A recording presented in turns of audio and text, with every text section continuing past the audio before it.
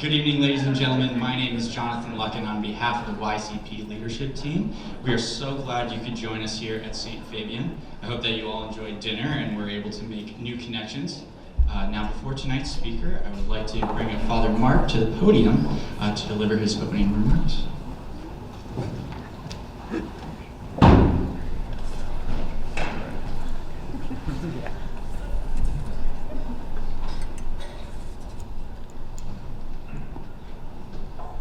Good evening, everyone. My name is Father Mark Tevi. I'm the Associate Pastor here at St. Fabian, so it's been an honor to be able to celebrate the Mass for you and hear confessions and give this little meditation for you.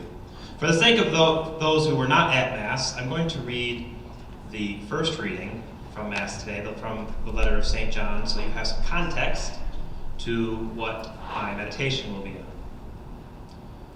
Beloved, come now, you who say, today or tomorrow we shall go into such and such a town.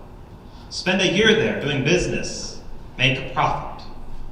You have no idea what your life will be like tomorrow.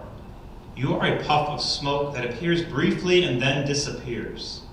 Instead, you should say, if the Lord wills it, we shall live to do this or that. But now you are boasting in your arrogance. All such boasting is evil. So for one who knows the right thing to do and does not do it, it is a sin.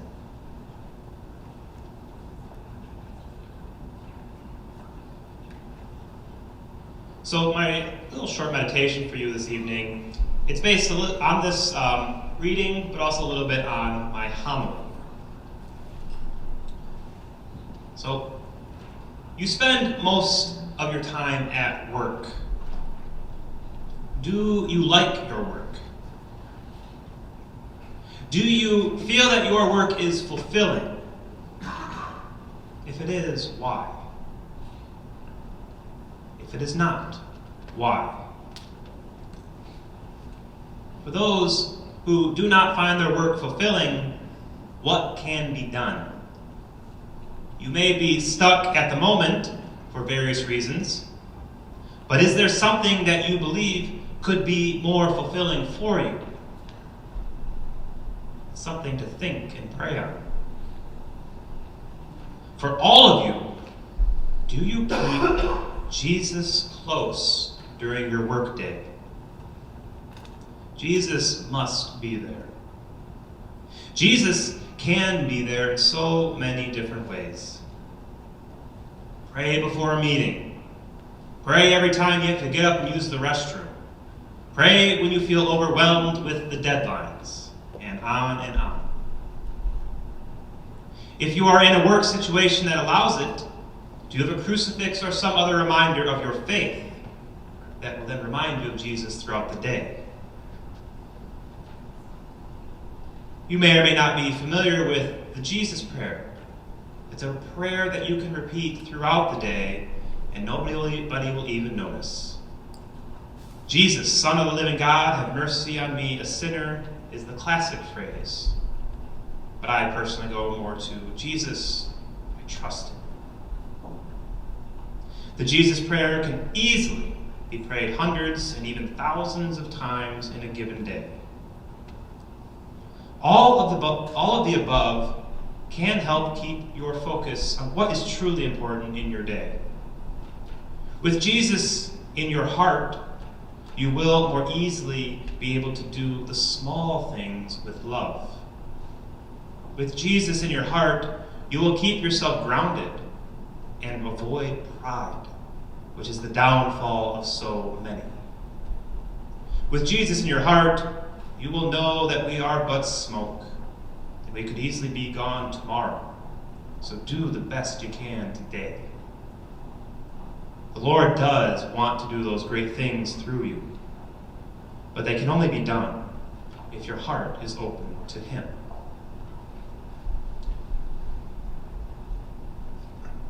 Myself and Father John of God will be hearing confessions now. So the choir is going on, so we don't want to go out that way and go in front of them. They might not appreciate that. So where the slides are, just go through there, and then there's a small social hall. You'll see two double doors. One of the doors should be open. There's a little hallway. That will take you into the church. So we have 2 confessionals. The first confessional I will be in is right as you go in to the left. The other one you need to go, it's down at the back as you're going backwards to the back right. And they both have lights that will be flipped on or off.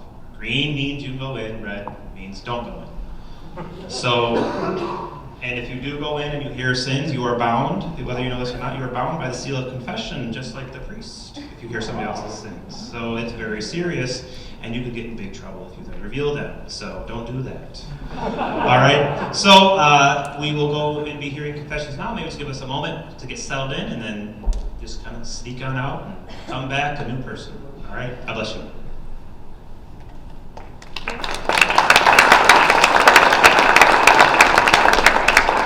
Thank you so much, Father Mark.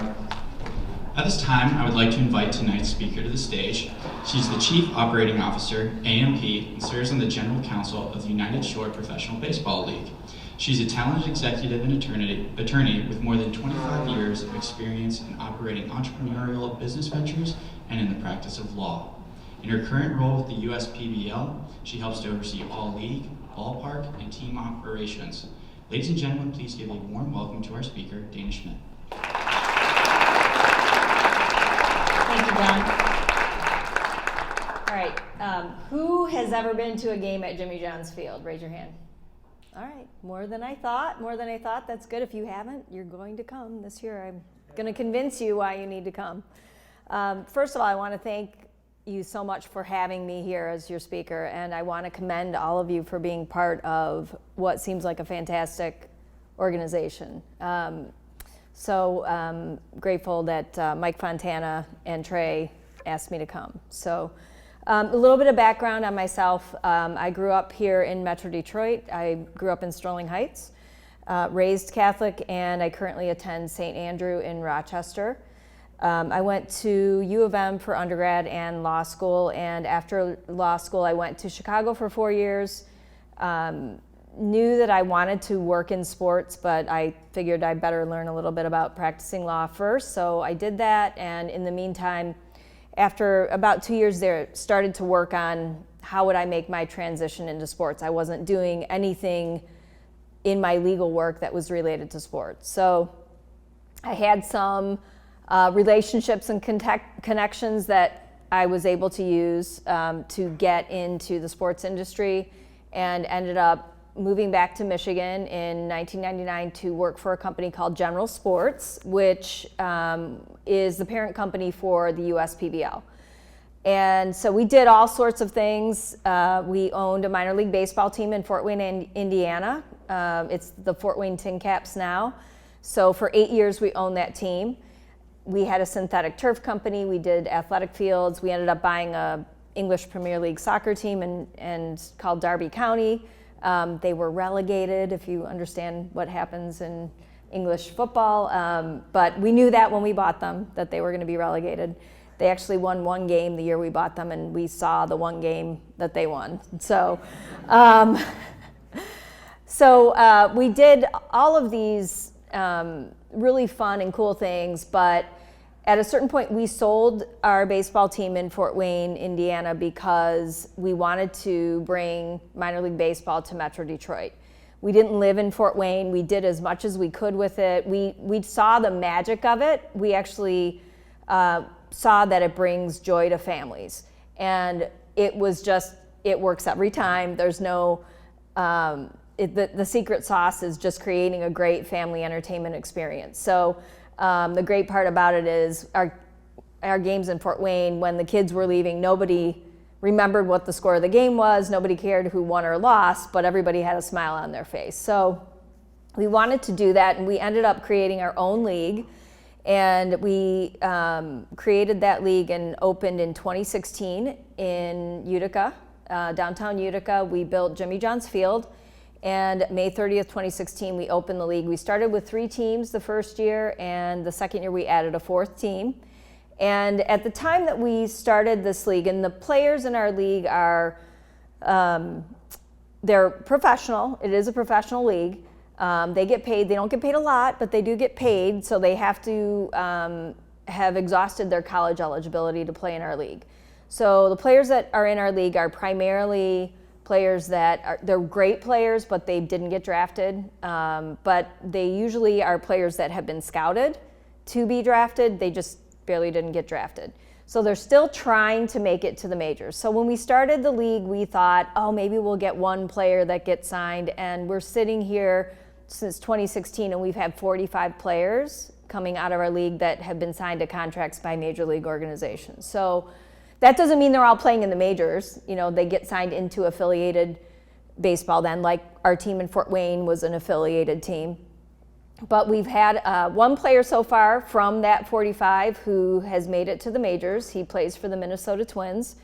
Started with us in 2017, and in 2019 he made his debut. And that, for a league that started with our first sales calls, literally were 15 minutes long every call, trying to explain to people that we're not weekend warrior players. It's real professional baseball. The baseball's going to be great. We got over that hurdle, and that was really a big sign of legitimacy, obviously, getting our first player to the majors. So we've got several players that are in Double and AAA right now, so there's a great chance that we're going to get some more players soon that get called up. So for us, that's unbelievable, because when we get to call these players out onto the field, sometimes they don't know they're getting signed, and it could be the middle of the game and they get pulled out of the game, and then we bring them on the field and give them the hat from the major league team that they're getting signed to, and they fly out the next morning and they're on their journey. That's really awesome. So from a baseball perspective, that's very, very gratifying. But even more so than that is the experience that we've been able to create at this ballpark. We train on the Disney model, so we try to make everything feel like it would at Disney, and sometimes we even get emails from people saying the closest thing that they can compare this to is Disney. And we're so lucky. I feel so lucky so many times that I get to work in this place, because who gets to, for their job, make people happy? And that's what happens almost every night when people are leaving the game. There's thousands of people leaving the gates after the kids have finished running the bases, and these families are telling you, thank you so much for bringing this to Utica. Thank you so much for just the great time. We made so many memories tonight. So when I was thinking about this presentation tonight and what I was going to talk to you guys about, it's I feel blessed to get to do what I want to do. And like the father said, do you love what you do? Do you feel like, because you spend so much time doing it? And we spend almost all of our time doing it, especially in the summer. We're at the ballpark every single day, and usually from 9 a.m. to maybe midnight. That's kind of the schedule when you're working baseball. So you have to love it, but even when you're super tired, when you see those families coming out and saying that, it makes it all worth it, because it's just so much fun to be able to do something for your career that makes people happy. And so our CEO likes to say we work in the toy department. So and I agree with him that it's to me it's the best, and in some ways almost better than Major League Baseball, because it's a much more intimate experience. The kids get to get close to the players, and they're close to the field, and it's just a lot more interaction there. So from the standpoint of what I get to do, I mean, this is fun for me. The games are the best part of what we get to do because of that interaction with the community. And I think the other thing that we've been able to do is create community.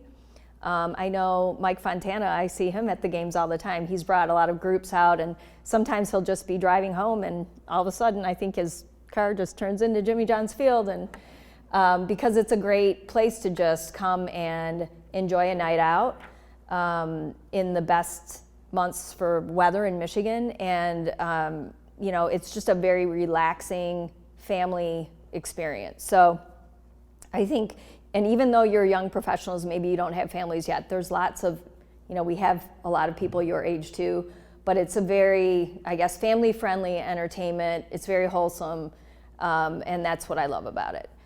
But in addition to creating that sense of community and the social interaction that we get to see, and I think especially coming out of COVID, there were definitely times last season, our first big games that happened almost made you want to cry when you looked at the field at the end of the game and all those kids running the bases, because we didn't know when we would be able to do that again, because everybody had been so separated. And seeing people come back together again and enjoying themselves, enjoying their families, and interacting with other people was really, really special to see. So I think the other thing that I get to do and we get to do as an organization is we also have become a big community asset in that, on the east side in particular. We have over 1,000 charities every year that we support in some way. They fundraise, they hold fundraising events at the ballpark where we donate money back.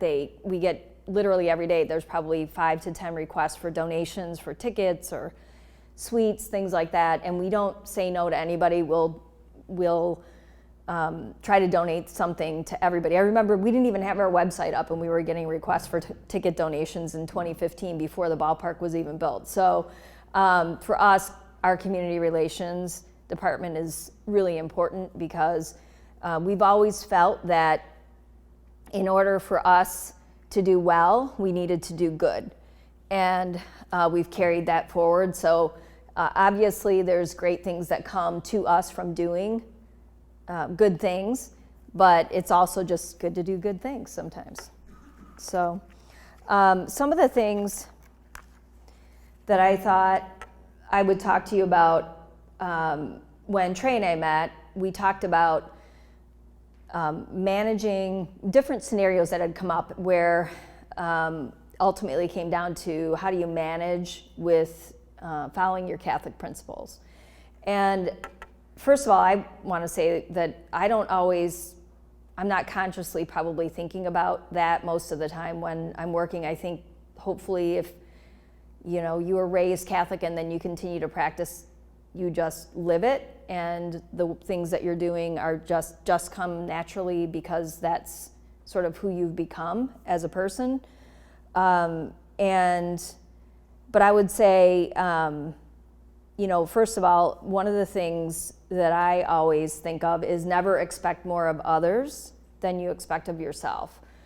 And so for me, the way I feel like I get my team of people, and during a season, we have 4 teams of players and coaches. So, 100 people on the baseball operations side, probably maybe a little bit more. We have probably about 400 seasonal staff that are on our concessions, parking, ushers, ticket takers, everybody, grounds crew that we have to hire and rehire every year and onboard and bring people back that are returning, but then we're always hiring new people. And then we have our front office staff that is our full-time year-round staff, so our sales team, our marketing team, our finance. We're coming together to put on 75 games, and we've got one shot to get it right for most people. Most people are coming to that game, and that might be the only game they come to that year. And we've got one shot to make that the special experience that we want to make it for everybody. So I try to lead by example, and I just, one of the things I tell everybody who works for us is there's nothing that's not your job. And I try to lead by example with that. If the parking lot is short-staffed, I'm going to run to the parking lot and direct traffic. If there's a big line at the pizza kiosk, I'm going to jump behind the kiosk and help them make pizzas until they work that line down, because every single person that's coming to our game, like I said, that could be our one shot to impress them. And if they have a bad experience in the parking lot, or if they waited too long to get their pizza, they're not going to want to come back again.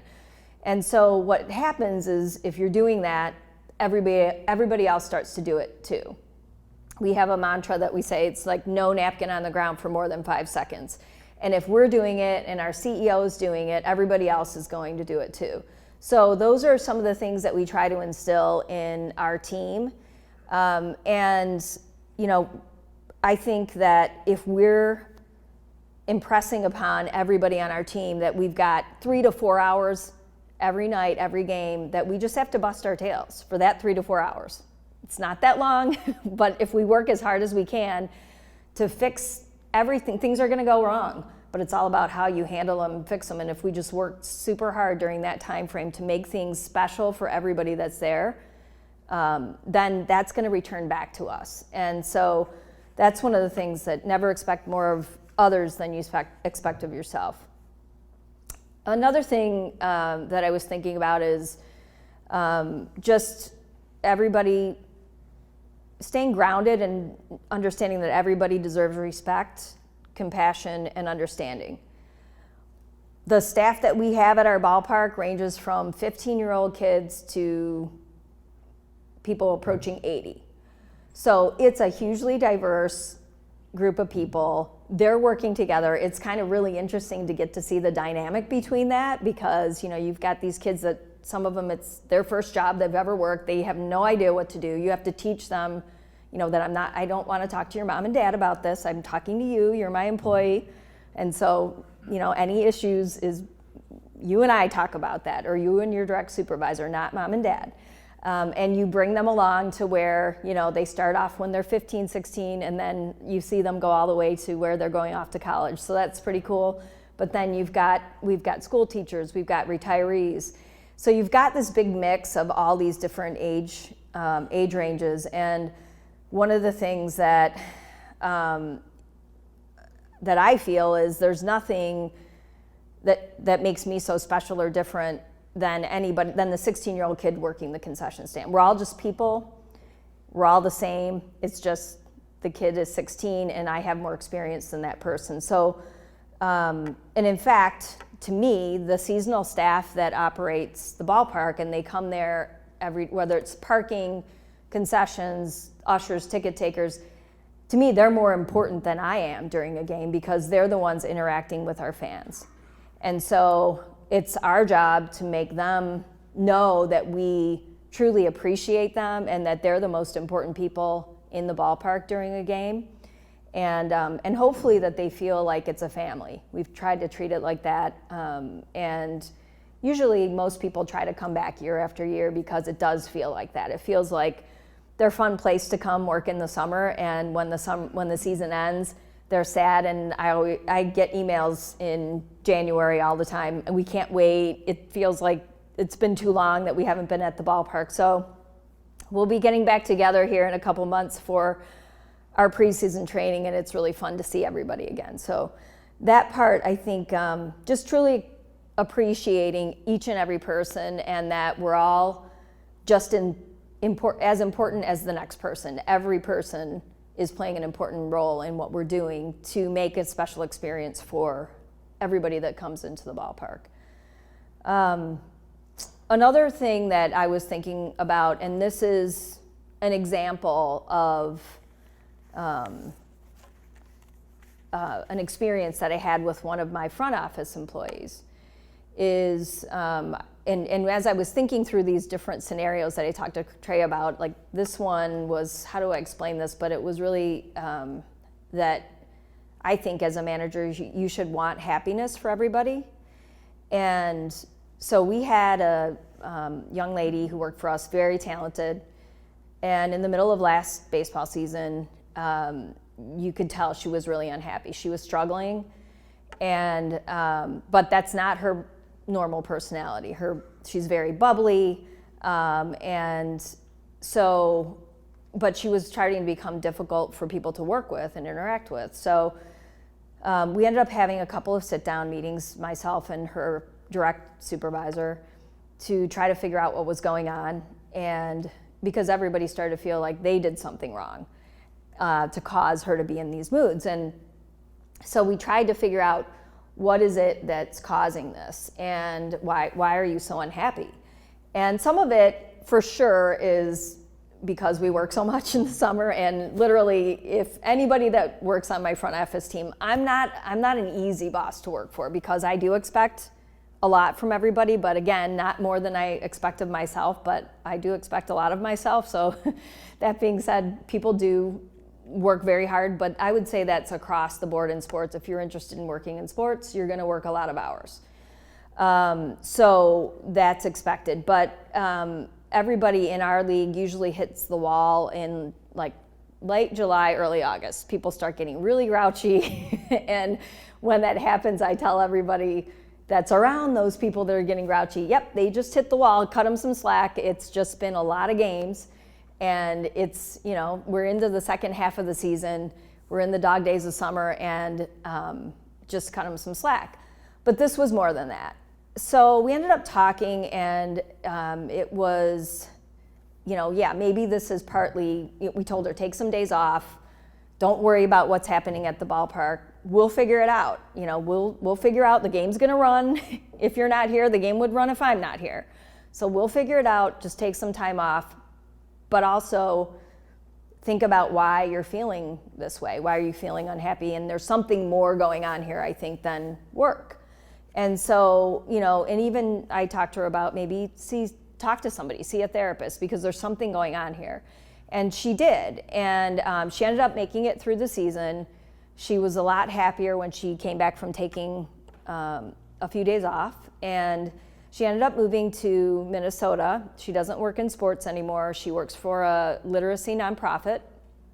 But her best friend lives in Minneapolis, and she wanted to go live with her. And I think, she was struggling with not having a lot of friends. And in what we do here at this ballpark, we're working a lot. So that's a tough thing in terms of building new relationships. She's so happy now, and the thing that's great is that everybody in our organization is happy for her. And so even though it was a challenge for us and it hurt to lose her because she was so talented, we'll go on. We'll find, it's more important to us that that person was happy and found happiness, not to try to keep her in a job, and not just a job, but in a life situation that was making her unhappy. So I think, just focusing on the person and making sure that the people around you are happy. And for you guys, maybe you're not in management yet, but when you get to that, just focusing on that part of it too, that, if you've got people that are unhappy, maybe it is better that they find something else to do in their life. And so we're glad that she was able to do that, and wish her only the best and support her in anything that she's going to do and we would take her back if she came back, but we're happy that she's happy. And then I guess another example I wanted to bring up is, and this is particular to something that goes to our Catholic teachings of solidarity, social justice, and trying to help be peacemakers. And it's really to recognize that we're all in this together regardless of our backgrounds, and that we're one human family. And despite our differences, we can be brought together. And there's a lot that has happened over the last 2 years in particular that has brought that to light. And I had in particular situation in 2020. During that summer, we actually played a full baseball season at Jimmy John's Field. We had started late. We started July 3rd, and we were only allowed to have 100 people. And but we played. And if you all remember, that summer was pretty tumultuous. And we're in the middle of a pandemic, and then we had a lot of the protests with George Floyd and the Black Lives Matter. So for us, I would say our average fan and season ticket holders at this time are probably 98% Caucasian. And 30 to 40% of our players that season were African American. So you've got two really different viewpoints that are now converging. So as the summer went on, some of the MLB teams, if you remember back to that and you're a sports fan, started to all kneel during the national anthem. So what that did was create sort of with all teams and players playing anywhere. I don't know if I just shut that off. I think it's a battery. So it started to become a thing where we were hearing some grumblings that our players felt like they needed to do something to kneel, our African American players. So I got a text one day from or a phone call from our director of baseball operations that he received a text from a player that said he was going to kneel during the game. And so then we had to decide, well, what are we going to do about this? Are we going to tell him he can't kneel during the game? Are we going to let him kneel during the game? And we knew that there would be fans who would not like it. And we decided to let it happen and see what happened, because we only had 100 fans, so we're like, okay, how many people are going to be at this game? So, nothing happened for that game. So then the next game, different teams, several more players kneeled, and then we had several season ticket holders that were at that game that one of whom approached me at the game, very upset. Military veterans, older guys that did not feel that that was right and felt that we, as a league, need to tell them that they're not allowed to do this. So, you're really trying to, in that situation, balance a lot of things, because you're understanding both sides of it, and you're, understanding that our African American players feel very strongly that they need to be doing something because this is what's happening in society right now, but also understanding our fans and our season ticket holders who were military veterans felt that that was absolutely wrong. So we ended up bringing the players and coaches together in a meeting, and we just sat them down and we opened dialogue. We let everybody start talking, and we basically just wanted the players to know that we wanted them to understand that we wanted to listen to them, and that we understood what their protest was about, but also that we wanted them to understand why some of our fans felt the opposite, and we had to explain that we're running a business, and that we're not Major League Baseball where we can have TV revenues that support us no matter what. We need every fan here, and that it's not that we don't understand how you feel and why you're doing this, but we have to also save every fan that's coming in here. So we ended up, just from talking and telling the players that we do support them, and but that we asked them not to do that during the games because of the requests of these fans, and they did honor it, and we got through it. But it was very volatile. It was a difficult situation because you're trying to balance both sides, and I think just in that situation, just trying to have communication helped us. But it helped us, I think, going into the next season, just for us all to understand, not only as a society, but as a league, that we all were in it together, and we explained that to the players. We don't have a league. You don't have these jobs and trying to make it to the next level if we don't have the fans. So, and then I guess, thanks. The last,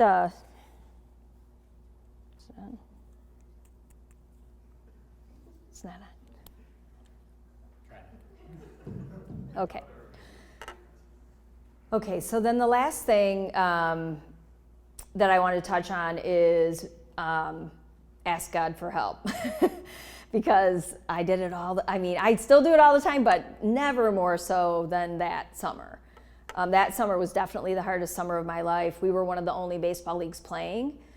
And, I just had to rely on asking God for help and guidance every day for how to get through it. Understanding it's okay to not have all the answers yourself. When I think about that summer, we were running a seasonal business where we basically have to make all of our money in 4 months. And we can't make money again until another 4 months come around the next year, right? So, and then we were facing true economic survival because we could only play with 100 fans in a ballpark with a capacity of 4,500.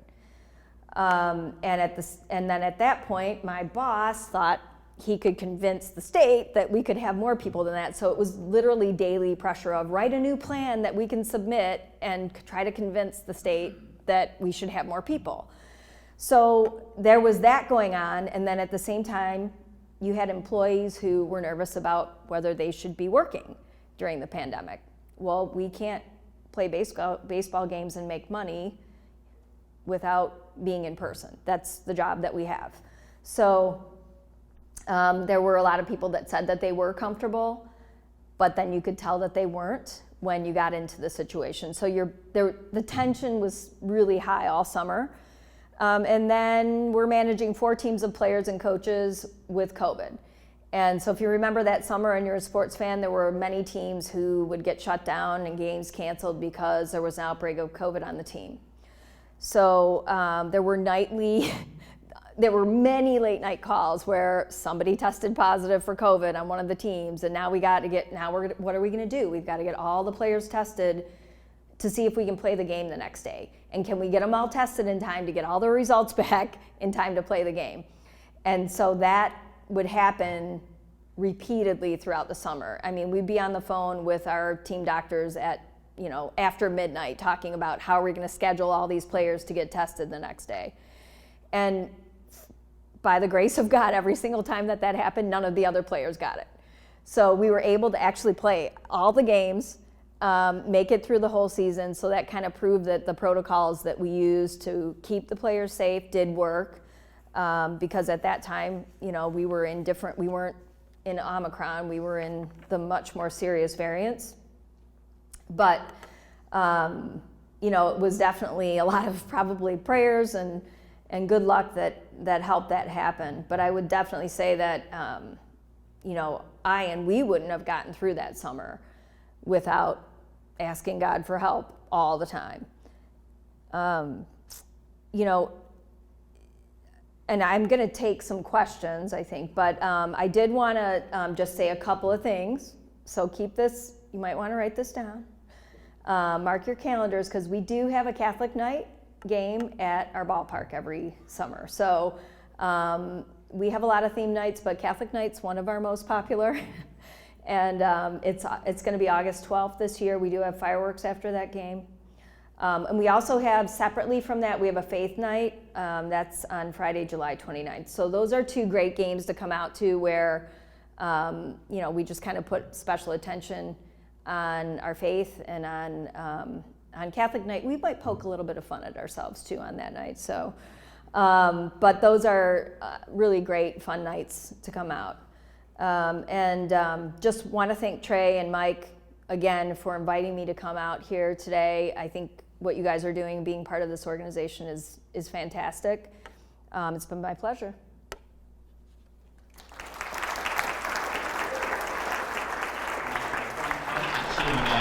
But before we start with that, if this is your first time or don't remember how to submit questions, please text your questions to 313-483-7272. They are on the postcards in front of you.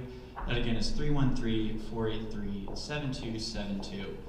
So first question I have is with the current MLB lockout. What is the Uspdl's plans for baseball and trying to gain more seats with the future of the MLB kind of up in the air? Well, it'd be great if they just stayed locked out, but it's not going to happen. They'll be playing.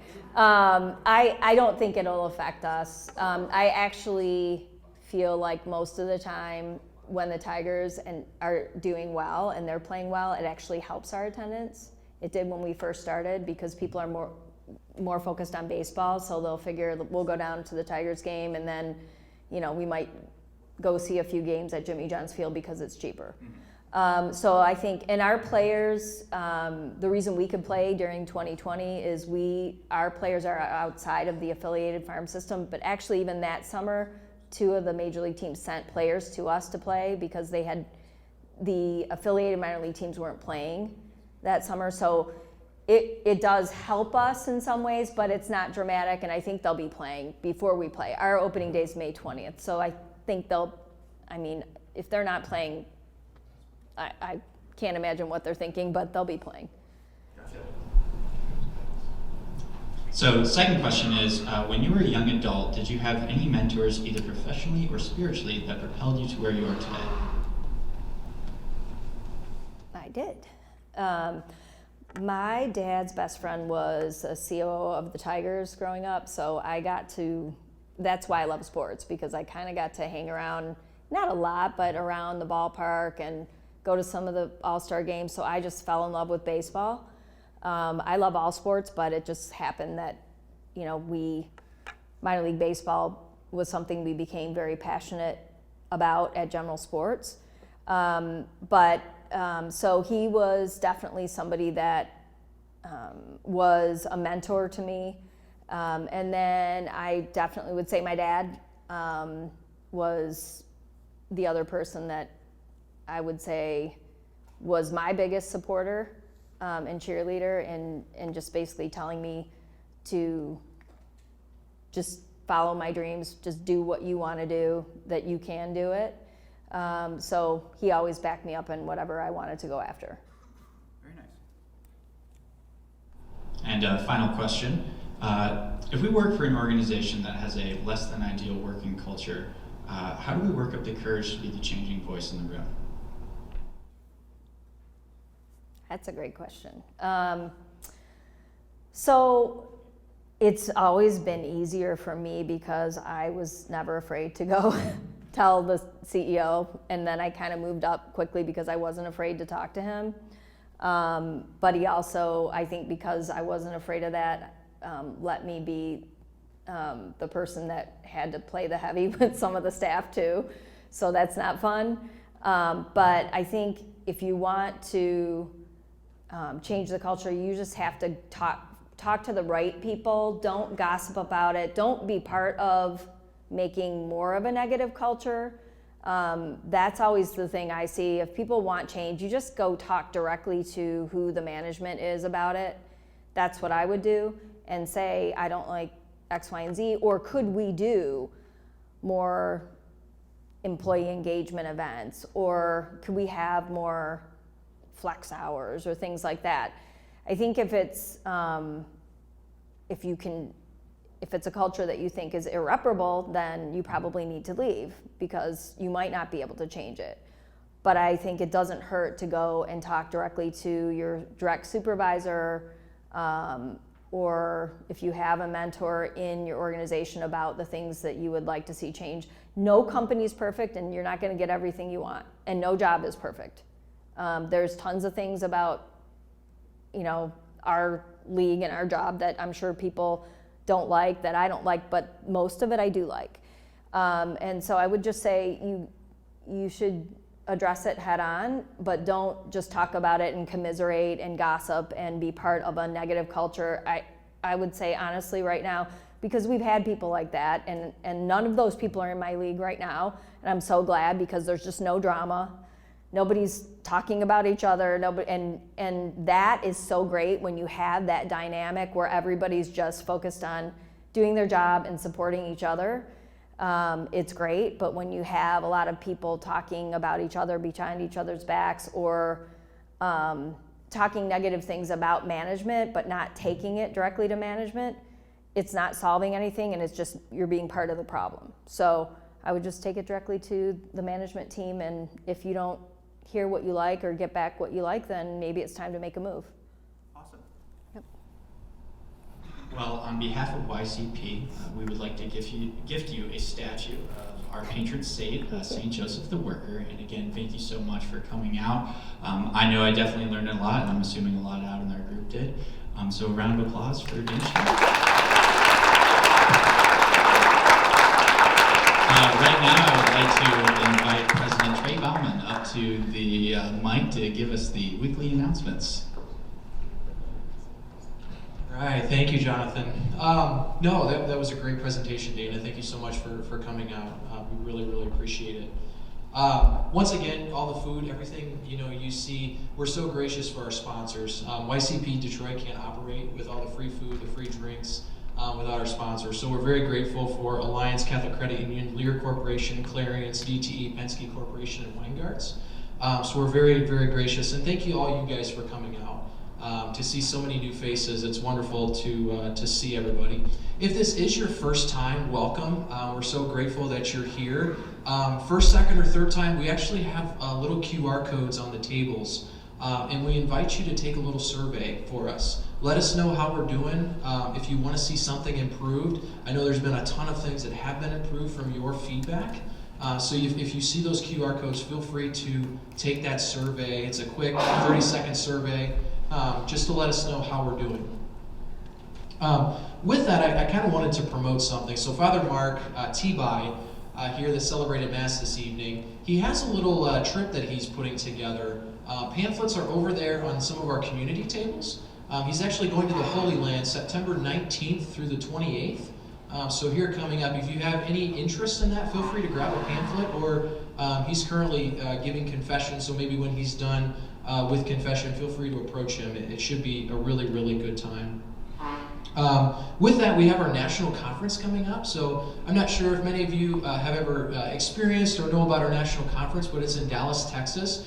All of you are welcome to come. It does cost a little bit of money to do so, but it's a great weekend. I just wanted to extend the invite to anybody that may be interested. If you are, feel free to come talk to me, come talk to the leadership team. We'll be going down here towards the end of April.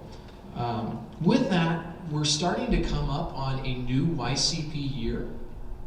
And with that said, we're welcoming of any new leadership team members. And so if you have an interest of maybe joining the leadership team or helping us out, feel free to come up and talk to me. Come up and talk to us, and let's get you going, figure out maybe something that you would be passionate about doing.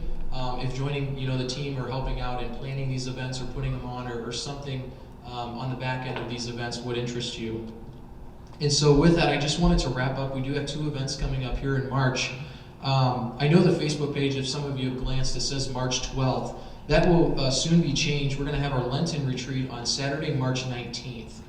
So exactly 17 days after, and it's going to be at St. Cyril and Methodius in Sterling Heights. So if some of you are kind of maybe in the northern part of the metro area, we're coming out there for our Lenten Retreat. And then also kind of on the eastern side, northeastern side of the metro area, our next executive speaker series is going to be at St. Peter's and Mount Clemens.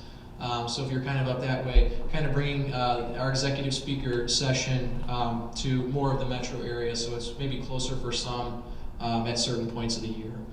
So with that, I'd like to turn it back over. Oh, sorry, one last thing. We are going out afterwards. We're actually going to Farmington Brewing Company. So perhaps, I don't know if there's some locals, but Farmington Brewing Company, it's about 10 minutes down the road in Farmington, I think the town of Farmington. So feel free to join us for a drink after our executive speaker series. With that, I'll turn it back over to John.